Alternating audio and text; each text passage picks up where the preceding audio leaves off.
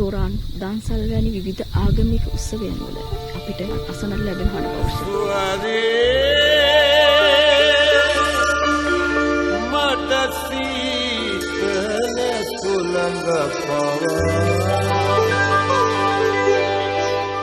හිමි බුදුන බුද්ධ ගයාවේ හිමි බුදුන බුද්ධ ගයාවේ මුහිදින් බ්‍රේක් නපලා සූරීන්ගේ හඬ පෞෂ්‍ය. මොහු අපි කතා කරන බෞද්ධ දහම තුල නැත්නම් බුදු දහම තුල වගේම වර්තමානයේ මනෝවිද්‍යාවේ බෞද්ධ මනෝවිද්‍යාව තුල අපි කතා කරන මනෝ චිකිත්සකවරයෙක් කියනවාට නෙවෙයි. සහන් සුවය බර සිතුවිලි පිබිදෙයි සුවදෙයි අරනෙහි මෝ නිවල් මගට යන පහන්ටමක් බඳු බුදු සිරිපතුල නමෝ. මොහුගේ දිනචරියාව ගත්තොත් අපි මනෝ උපදේශනයේදී බෞද්ධ උපදේශනයේදී සේවා ලාභියෙකුට ලබා දෙන්නා වූ දිනචරියාව. කියන්නේ මානසික පීඩනයකින් ආතතියකින් පෙළෙනා වූ පුද්ගලයෙකුට අපි ලබා දෙන දිනචරියාවන් සමාන දිනචරියාවක් මොහු ගත කරලා තියෙනවා. මොහු පාන්දර 4ට පමණ අවදි වෙලා දේවස්ථානයට ගිහින් පැයක පමණ කාලයක් දෙවියන් වැඳ නැවත ගෙදරට පැමිණ කුරාණේ කියවනවා. ඉතින් පස්සේ 7:30ට පමණ ඔහු සම්බර ආහාර වේලක් ගන්න. මේ දිනචරියාව අපි සේවාලාභියෙකුට ලබා දෙන්නා වූ දිනචරියාව. තණ්හා පොදිගසා තව කෙනෙකු නසා මොනවද අවසානයේදී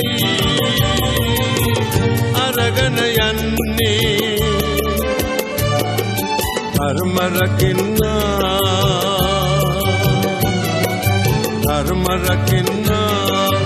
ධර්මෙන් රැකති එය නොමදන්නා සසරෙහි මෙරි මෙරි තැවෙයි. මොහිදින් බ්‍රේක් ගත්තාම අපි මනෝවිද්‍යාව සහ බෞද්ධ මනෝවිද්‍යාවේ මොහුට මුල් තැනක් ලබා දෙනවා. මොහු මුස්ලිම් ජාතිකයෙක්, උපතින් මුස්ලිම් ජාතිකයෙක්, අන්‍ය ආගමිකයෙක්.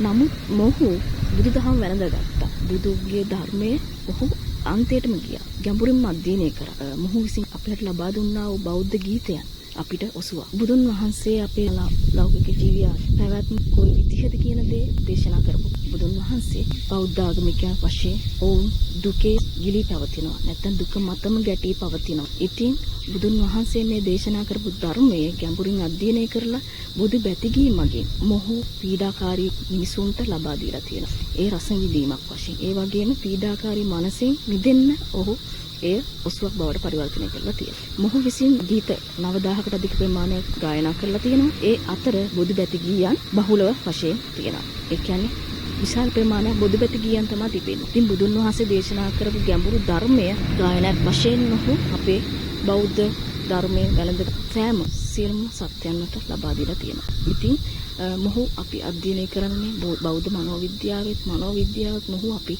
මනෝ චිකිත්සකවරයෙක් විදිහට අපි කතා කරනවා. මොහු විසින් අපි මේ කතා කරන බෞද්ධ රාජ්‍යයක් වශයෙන් අපි කතා කරන ලංකාවේ පීඩිත ජනයාට මොහුගේ ගායනය මනෝසුවක්. ඒ වගේම මොහුගේ මේ ගායනා ඉදිරියට ගෙන යන්න මොහුගේ පුත්‍ර රත්නය දැන් වර්තමානයේ වැජඹෙමින් පවතිනවා. ඒ වගේම අපි දන්නවා මේ කාල සීමාවේදී පුත්‍රයා අසනීප තත්ත්වයෙන් පෙළෙන බව. ඉතින් අන්‍ය ආගමික කිලත් බ්‍රේක් විසින් බුදු බැති කියන් ඉදිරිපත් කරමින් ගැඹුරු බුද්ධ ධර්මයේ ගැඹුරටම අධ්‍යයනය කරමින් අපේ පොදු ජනතාවගේ සිස්සතන් සනසමින් ඒ ධර්මයේ ගායනයත් තුළින් මිනිසුන්ට සරල විදියට ලබා දීම තුළින් ඔහු රැස් කරගත් පිනේමයි. ඉතින් අප ඔහු කලේ මෙහෙවරත් අගය කරමින් ඔහුගේ පුත්‍රයාට ඉක්මන්සුවය ප්‍රාර්ථනා කරනවා. මොහු අපි කතා කරන මනෝවිද්‍යාවෙත් බෞද්ධ මනෝවිද්‍යාවෙත් අපි කතා කරන ඇතුගම බැරි චරිතයක්.